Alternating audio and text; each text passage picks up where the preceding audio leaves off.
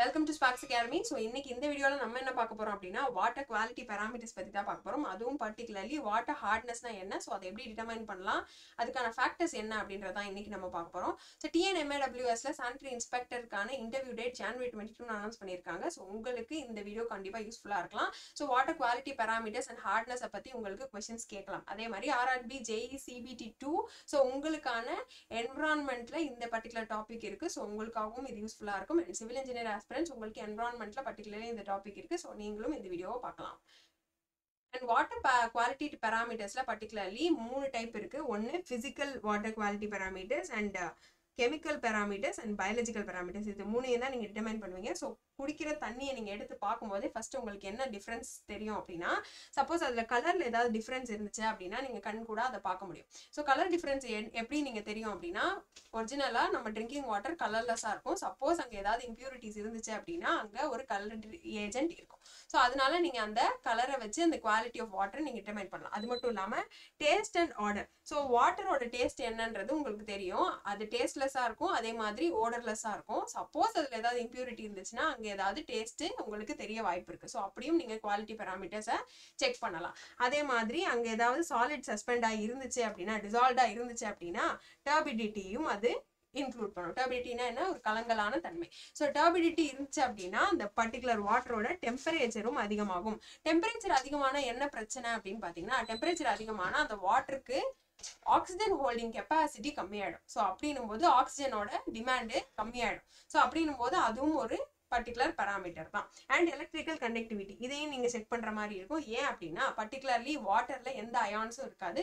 அப்படி அயான்ஸ் இருந்துச்சு அப்படின்னா அதை எலக்ட்ரிக்கல் கண்டக்டிவிட்டியை இன்டியூஸ் பண்ணும். அப்போ எலக்ட்ரிக்கல் கண்டக்டிவிட்டி பேராமீட்டரையும் நம்ம செக் பண்ற மாதிரி இருக்கும். இதெல்லாம் பிசிக்கல் குவாலிட்டி பேராமீட்டர்ஸ். அதே கெமிக்கல் பேராமீட்டர்ஸ் நீங்க என்னென்னலாம் செக் பண்ற மாதிரி இருக்கும் அப்படின்னா, pH, acidity, alkalinity. இது 3யுமே நம்ம ஒரே இதுல சொன்னோம் அப்படின்னா, pH 7க்கு மேல இருந்துச்சுன்னா அது பேஸ், அதாவது அல்கலைன்னு சொல்லுவோம். அதே pH 7க்கு கீழே இருந்துச்சுன்னா அது ஆசிடிக்னு சொல்லுவோம். ஸோ வாட்டரோட pH 7க்கு கீழே ரொம்ப கம்மியா இருந்துச்சுன்னா அந்த வாட்டரோட ஹைட்ரஜன் அயான் கான்சன்ட்ரேஷன் அதிகமா இருக்குன்னு அர்த்தம்.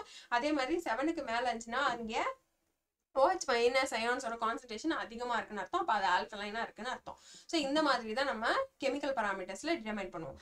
And chlorine. So chlorine level எதுக்கு செக் பண்றோம் அப்படின்னா, வாட்டர்ல இருக்கக்கூடிய ஏதாவது மைக்ரோ ஆர்கானிசம் இருக்கக்கூடாது, அது டெத் ஆகணும் அப்படின்றதுக்காக நம்ம என்ன பண்ணுவோம் அப்படின்னா ப்ளீச்சிங் பவுடர் ஆட் பண்ணுவோம். ஸோ இந்த ஃபார்ம் ஆஃப் குளோரின். ஸோ அதை ஆட் பண்றதுனால அது அதிகமா ஆட் பண்ணிட்டா அதோட லெவலும் நமக்கு பர்டிகுலர்லி டிசீசஸை காஸ் பண்றதா இருக்கும். அப்போ அதையும் நம்ம செக் பண்ற மாதிரி இருக்கும். And hardness. பர்டிகுலர்லி ஹார்ட்னஸ் பத்தி நம்ம டீடைல்டா பார்க்க போறோம். ஸோ அது என்ன அப்படின்னா because of calcium and magnesium ions. So இதை நம்ம டீடைல்டா பார்க்கலாம்.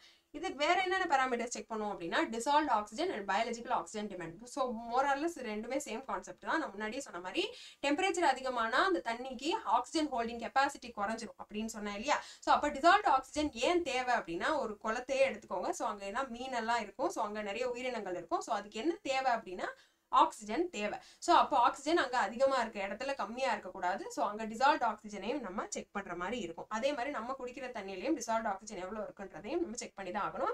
அண்ட் BODன்றதை பொறுத்த வரைக்கும், பயாலஜிக்கல் ஆக்சிஜன் டிமாண்டை பொறுத்த வரைக்கும், மைக்ரோ ஆர்கானிசமுக்கு எவ்வளோ ஆக்சிஜன் தேவைப்படுதோ, அதாவது மைக்ரோ ஆர்கானிசம் என்ன பண்ணும் அப்படின்னா, இந்த பர்டிகுலர் ஆர்கானிக் மேட்டர்ஸ் ஏதாவது தண்ணியில் இருந்துச்சு அப்படின்னா அதை டைஜஸ்ட் பண்ணுறதுக்கு அதுக்கு எவ்வளோ ஆக்சிஜன் தேவைப்படுதோ அதுதான் நம்ம பயாலஜிக்கல் ஆக்சிஜன் டிமாண்ட்னு சொல்லுவோம். ஸோ அந்த பேராமீட்டரையும் நம்ம செக் பண்ணுவோம்.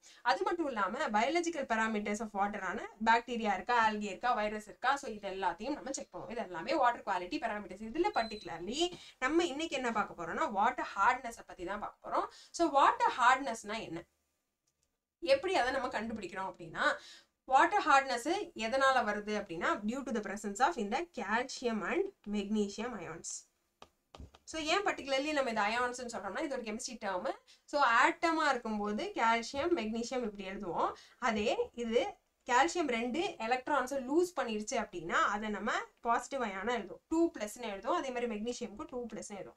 ஸோ இந்த அயான்ஸ் தண்ணியில ப்ரெசென்டா இருந்துச்சு அப்படின்னா அதை தான் நம்ம என்னன்னு சொல்லுவோம்னா வாட்டர் ஹார்ட்னஸ்ன்னு சொல்லுவோம். ஸோ இந்த மாதிரி தண்ணியில இருந்தா அதை எப்படி நீங்க கண்டுபிடிக்கலாம் அப்படின்னா, நீங்க என்ன பண்ணுவீங்க, சோப்பு போட்டு நம்ம ட்ரெஸ் வாஷ் பண்றோம் இல்லையா. ஸோ ட்ரெஸ் வாஷ் பண்ணும்போது உங்களுக்கு சோப்ல இருந்து நுர நிறைய வராது. ஸோ நீ எவ்வளவுதான் சோப் போட்டாலும் நுர வரல அப்படின்னா அங்க தண்ணி ஹார்ட்னஸ் அதிகமா இருக்குன்னு அர்த்தம். ஸோ இப்படிதான் நம்ம ஹார்ட்னஸை டிட்டர்மைன் பண்ணுவோம். ஸோ டைப்ஸ் ஆஃப் ஹார்ட்னஸ்ல ரெண்டு வகை, ஒன்று டெம்பரவரி ஹார்ட்னஸ், இன்னொன்று பெர்மனன்ட் ஹார்ட்னஸ். டெம்பரவரி ஹார்ட்னஸ்னா எதனால இருக்கும் அப்படின்னா, இதே calcium and magnesium ion bicarbonate ஃபார்ம்ல இருந்துச்சுன்னா அதை நம்ம டெம்பரவரி ஹார்ட்னஸ்னு சொல்லுவோம். அதே பெர்மனன்ட் ஹார்ட்னஸ்னா என்ன அப்படின்னா, இதே calcium and magnesium ion chloride and sulphate ஃபார்ம்ல இருந்துச்சு அப்படின்னா அதை பெர்மனன்ட் ஹார்ட்னஸ்னு சொல்லுவோம். ஸோ டெம்பரவரி ஹார்ட்னஸ்ன்றது என்ன அப்படின்னு பாத்தீங்கன்னா, வெறும் bicarbonates, calcium and magnesium bicarbonates present ஆயிருந்துச்சுன்னா அது டெம்பரரி ஹார்ட்னஸ் சொல்லுவோம். சரி, நம்ம எதுக்கு ஹார்ட்னஸ் டிட்டர்மைன் பண்ணுவோம் அப்படின்னா, ஸோ ஹார்ட்னஸ் தண்ணி ஹார்டா இருந்துச்சு அப்படின்னா அதை நம்ம கன்சியூம் பண்ண நமக்கு ஹெல்த் ஹசார்ட்ஸும் வரும். அது மட்டும் இல்லாம நீங்க பெரிய பெரிய இண்டஸ்ட்ரீஸ்ல பாத்தீங்க அப்படின்னா, அந்த இண்டஸ்ட்ரீஸ்ல இருக்கக்கூடிய பாய்லர்ஸ் இருக்கு இல்லையா, ஸோ அந்த பாய்லர்ஸ்ல இந்த மாதிரி ஸ்லேட்டு ஸ்லட்ஜ் எல்லாம் ஃபார்ம் ஆகும். அதாவது இந்த மாதிரி சால்ட்ஸ் எல்லாம் சைட்ல படிஞ்சிடும். ஸோ இதை நம்ம வீட்டில் பார்த்துருப்போம். நம்மளோட ஷவர்ஸ் அண்ட் டேப்ஸ்ல எல்லாம் கூட இந்த மாதிரி ஒரு ஃபார்மேஷன் இருக்கும். இது எல்லாமே எதுக்காக அப்படின்னா, இது எல்லாமே ஹார்ட்னஸ்னால வரக்கூடிய டேமேஜஸ் தான். ஸோ இதனாலதான் நம்ம என்ன பண்றோம், தண்ணி ஹார்டா இருக்கா இல்லையா அப்படின்றத டிட்டர்மைன் பண்றோம்.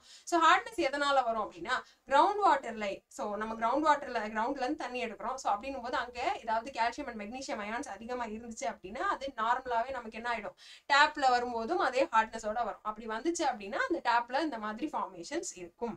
ஸோ இதனாலதான் நம்ம என்ன பண்றோம், அந்த ஏரியால ஹார்ட்னஸ் எவ்வளவு இருக்குன்றத டிட்டர்மைன் பண்றோம். அண்ட் எப்படி டிட்டர்மைன் பண்ணலாம், ஸோ இந்த மெத்தட்ஸ் எல்லாம் இருக்கு. வேரியஸ் மெத்தட்ஸ் என்ன, கிராவிமெட்ரிக் அனாலிசிஸ் பண்ணலாம், இடிடியை டைட்ரேஷன் பண்ணி டிட்டர்மைன் பண்ணலாம், ஆட்டமிக் அப்சார்ப்ஷன் வச்சும் நம்ம டிட்டர்மைன் பண்ணலாம்.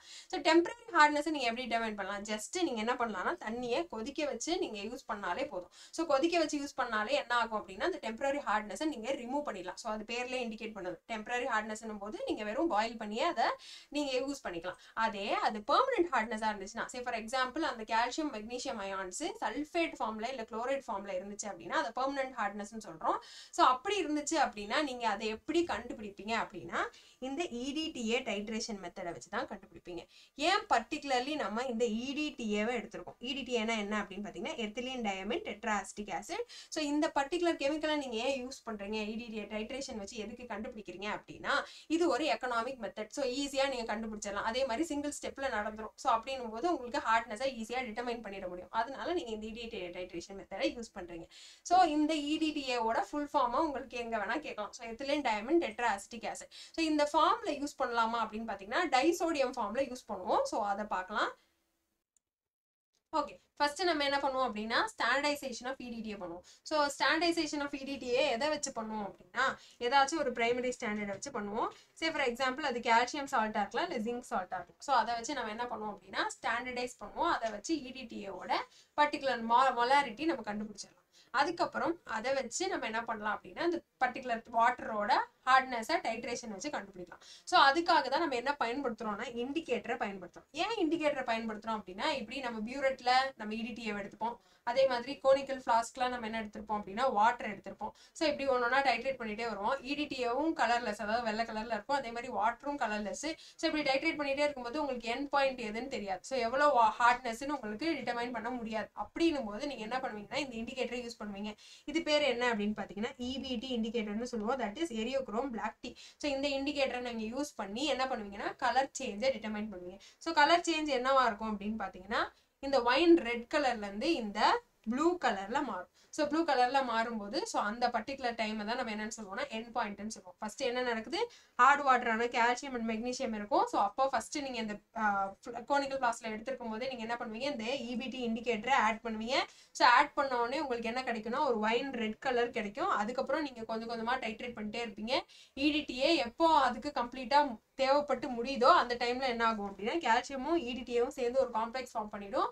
அது கலர்லெஸ்ஸா இருக்கும். ஸோ இந்த கலர் எதனால வருது அப்படின்னா, இந்த EBT-ஆல வரக்கூடிய கலர் தான் இந்த ப்ளூ கலர். ஸோ இதை வச்சு நீங்க எண்ட் பாயிண்ட் கண்டுபிடிப்பீங்க. ஸோ எண்ட் பாயிண்ட் கண்டுபிடிச்சிட்டு நீங்க நார்மாலிட்டி உங்களுக்கு தெரிய வந்துருச்சு அப்படின்னா நீங்க அதை வச்சு ஹார்ட்னஸை கண்டுபிடிச்சிடலாம். ஸோ இப்படிதான் வாட்டரோட ஹார்ட்னஸை கண்டுபிடிப்பீங்க. So particularly Tamil Nadu water supply and drainage board, அதாவது வாட் போர்ட்ல இருந்து ஸோ அவங்க அக்செப்டபிள் லிமிட், ஸோ வாட்டர் பேராமீட்டர்ஸ்ல என்னென்ன அக்செப்டபிள் லிமிட் இருக்கு, ஸோ எவ்வளோ பெர்மிசபிள் அப்படின்றத கொடுத்துருக்காங்க. ஸோ அதுல பாருங்க வாட்டர் ஹார்ட்னஸோட அக்செப்டபிள் லிமிட் 200 கொடுத்துருக்காங்க. அதே மாதிரி பெர்மிசபிள் லிமிட் 600ன்னு கொடுத்துருக்காங்க. ஸோ 200 mg per liter, அதே மாதிரி 600 mg per literன்றது பெர்மிசபிள். அதே மாதிரி வேற என்னென்ன பேராமீட்டர்ஸ்லாம் நீங்க தெரிஞ்சுக்கணும் அப்படின்னா, ஸோ லெட் எவ்வளோ இருக்கணும், 0.01 தான் அக்செப்டபிள். அதே மாதிரி ஆர்சனிக் எவ்வளோ இருக்கணும் அப்படின்றதெல்லாம் தெரிஞ்சுக்கணும். அண்ட் குளோரைடு வந்து தண்ணியில எவ்வளோ இருக்கணும் அப்படின்றது 250 mg per liter தான் இருக்கணும். ஸோ அதான் அக்செப்டபிள் லிமிட். பெர்மிசபிள் 1000 இருக்கலாம். அதே மாதிரி ஃப்ளூரைட். ஸோ ஃப்ளூரைட் ஏன் தண்ணியில இருக்கக்கூடாது அப்படின்னா உங்களுக்கு டென்டல் ப்ராப்ளம்ஸ் வரும். ஆப்வியஸா கேவிட்டிஸ் வரக்கூடிய காரணம் எதனால அப்படின்னா தண்ணியில இருக்க ஃப்ளூரைட்னால தான். ஸோ அதோட அக்செப்டபிள் லிமிட்டும் 1 mg per liter. ஸோ அது மட்டும் இல்லாம கால்சியமோட acceptable limit 75 mg per liter. அதே மாதிரி pH range of water வந்து 6.5 to 7.5.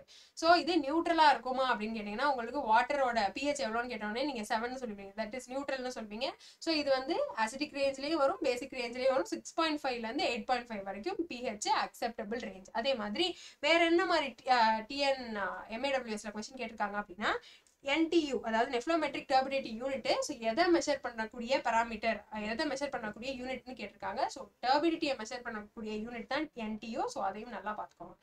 ஸோ இதே மாதிரி TN MAWS சானிட்டரி இன்ஸ்பெக்டருக்கு உங்களுக்கு என்னென்ன வீடியோஸ் வேணும் அப்படின்றத நீங்கள் கமெண்ட் பண்ணலாம். ஸோ அதுக்கேற்ற மாதிரி நாங்கள் வீடியோ அப்லோட் பண்ணுறோம். தேங்க்யூ.